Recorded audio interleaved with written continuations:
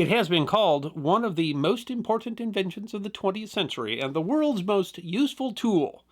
More than $100 million worth of duct tape were sold every year, more than enough to reach from the Earth to the moon or to go around the Earth 12 times. But where did this miracle tool come from? Well, that is history that deserves to be remembered. So is it duct tape or is it duct tape? Well, it's properly both, and both names play a role in the history of the multi-purpose adhesive. But more properly, it is neither. It is doek, a Dutch word that means simply cloth. The website of Big Duck Canvas explains cotton duck, also simply duck, sometimes duck cloth or duck canvas, commonly called canvas outside of the textile industry, is a heavy, plain woven cotton fabric. There's also linen duck, which is less often used. Duck fabric is woven with two yarns together in the wrap and a single yarn in the weft. The cloth originally found its use in ship sails and durable work clothing.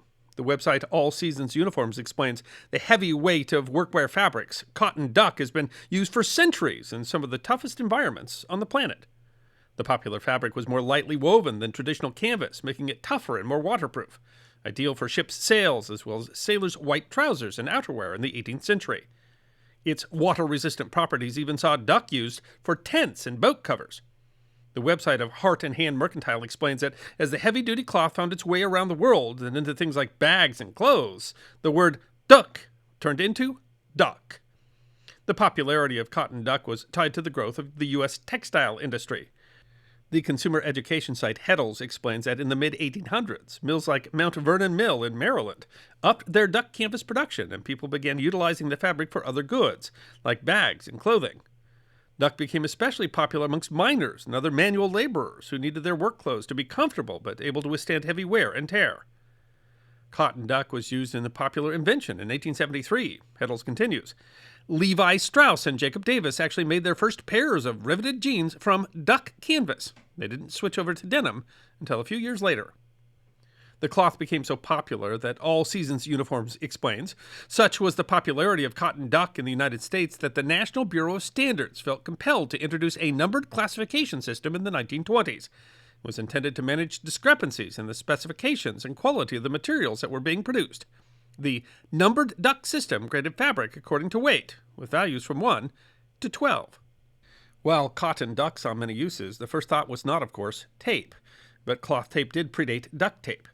The website of Tom Brown Specialty Tape Products explains that in 1845, a surgeon named Dr. Horace Day made the first crude surgical tape by combining India rubber, pine gum, litharge, turpentine, and extract of cayenne pepper, and applying that mixture to strips of fabric.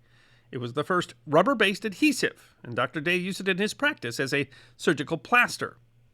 This may have been the first use of what is called pressure-sensitive adhesive. Science Direct explains that pressure-sensitive adhesives are viscoelastic materials combining a liquid-like dissipative character necessary to form molecular contact under a light pressure and solid-like character to resist macroscopic stress during debonding phase. Or, put more simply, pressure-sensitive tape is so called because light pressure causes it to stick readily to most surfaces. Dr. Day's tape was apparently not mass-marketed. That wouldn't come until 1896, when a New Jersey company called Johnson & Johnson, which manufactured surgical supplies and household products, started offering a product called Zonas. The Johnson & Johnson website explains that Zonas adhesive plaster was a rubber-based medical adhesive tape made with zinc oxide, which soothed irritation potentially caused by the adhesive. The name Zonas was derived from zinc oxide, which created a self-adhesive medical tape. However, Zonas, manufactured between 1887 and 1930, found, much like today's duct tape, more general use. Johnson & Johnson continue. The product doubled as a household tape. The product was used to repair a variety of household objects, everything from book bindings to corsets, shoes, and windows. So we have strong, durable duck cloth and pressure-sensitive adhesive cloth tape, but the story of duct tape then relates to another type of tape, and the auto body industry. The website of Can Do National Tape Company writes that in 1923, Richard Drew joined the 3M Company located in St. Paul, Minnesota. At the time, 3M, originally the Minnesota Mining and Manufacturing Company, only made sandpaper. Drew was product testing 3M's wet dry sandpaper brand sandpaper at a local auto body shop when he noticed that auto painters were having a hard time making clean dividing lines on two-color paint jobs. Richard Drew was inspired to invent the world's first masking tape in 1925 as a solution to the auto painter's dilemma. Drew would also create clear cellulose tape in 1930. Incidentally, you might commonly call cellulose tape Scotch tape. Actually, the brand name applies to the entire line of 3M tapes. Can-Do explains. The brand Scotch came about while Richard Drew was testing his first masking tape to determine how much adhesive he needed to add. The body shop painter became frustrated with the sample masking tape and exclaimed, "Take this tape back to those Scotch bosses of yours and tell them to put more adhesive on it." The name was soon applied to the entire line of 3M tapes. But it was the limitations of paper and cellulose-based tapes that would lead to the invention of duct tape. The website of Johnson & Johnson explains, the iconic tape was invented by an Illinois mom named Vesta Stout, who wanted to save soldiers' lives in World War II. The year was 1943, and Stout, who had two sons serving in the United States Navy, was working at the Green River Ordnance Plant near Amboy, Illinois. She noticed that the boxes of ammunition she was packing and inspecting had a flaw, explains Margaret Gurewitz, Johnson & Johnson's chief historian. They were sealed with paper tape, with a tab to open them. Workers then dipped the entire box in wax to make it waterproof. But the paper tape was very thin, and the tabs often tore off, leaving soldiers frantically trying to open the box while under fire. Stout had an aha moment. Why not create a waterproof cloth tape to seal the boxes instead? She suggested it to her supervisors, but didn't find the support she was looking for. So Stout did what anyone would do. On February 10th, 1943, she wrote a letter to President Franklin D. Roosevelt, outlining the problem and her solution, complete with diagrams. The Montreal Gazette explained in 2021 that in her letter to FDR, she offered a solution. Instead of the tape being made of paper, Stout suggested it be made of strong fabric. Sounded simple enough, and the president forwarded the letter to the War Production Board, which then put out a request for a cloth-based waterproof tape.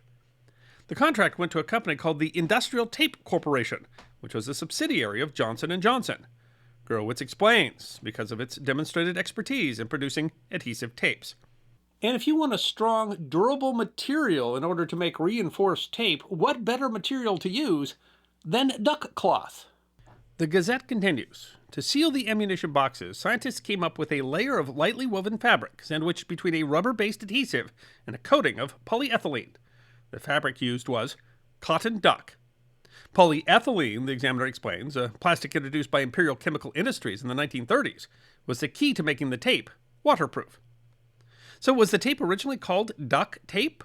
The Gazette explains that some historians have floated the idea that soldiers, either because they were aware of the cotton-duck connection or because they thought the tape shed water like a duck, began to use the term duct tape. That is, the name might have referred to the cotton duck or to the fact that the polyethylene made the tapes waterproof like a duck, or both. Or, in fact, neither.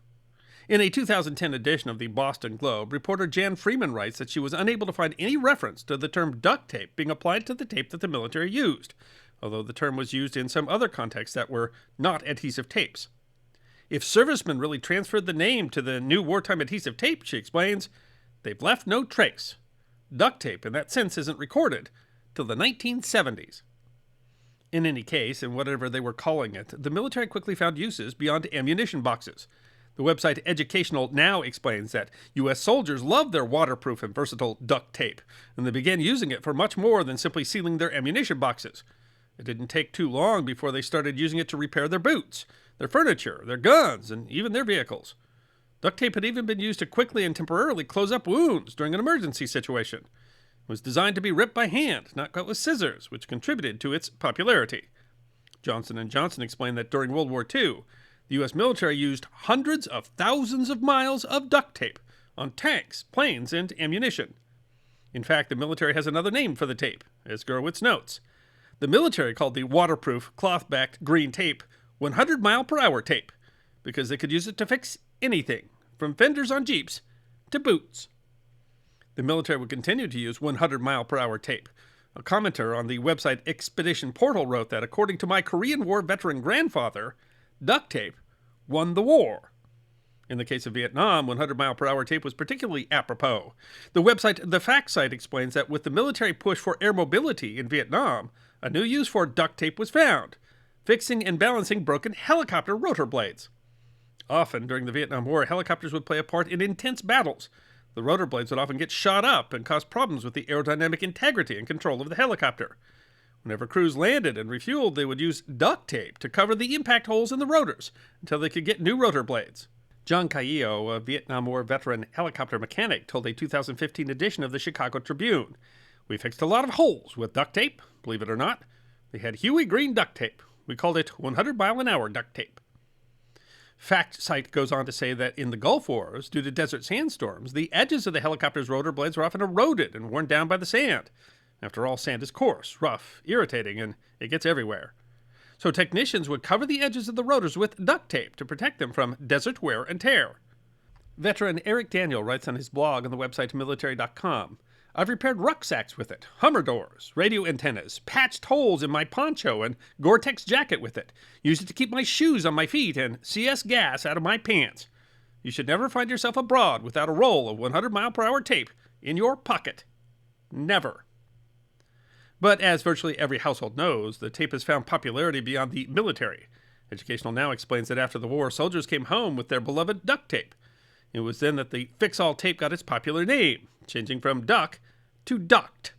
The Montreal Gazette writes that the term duct tape had come into common use after the war when manufacturers of heating and air conditioning ducts discovered that the tape was useful for connecting components. The color was changed from the original military olive green to silver by using aluminum powder so as to blend in with the tin ducts. Or, again, maybe not, as Freeman writes in the Boston Herald. The official story has some holes on the duct tape side as well. Martin H. Gerstle, product manager for Johnson & Johnson's Permacell company, outlined the latest developments in adhesive tapes in a 1958 article that offered photos of workers taping heating and air ducts. Typical applications of the product. "A special silver-colored tape is available for this use," Gerstle noted. But he did not call it duct tape, and apparently neither did anyone else, even in the immediate post-war era when the product was so popular. The earliest citation I found comes from a Montana newspaper ad dated December 1960, advertising duct tape at $5.98 a roll. The New York Times doesn't mention the tape till 1973, and it thinks readers may need a definition.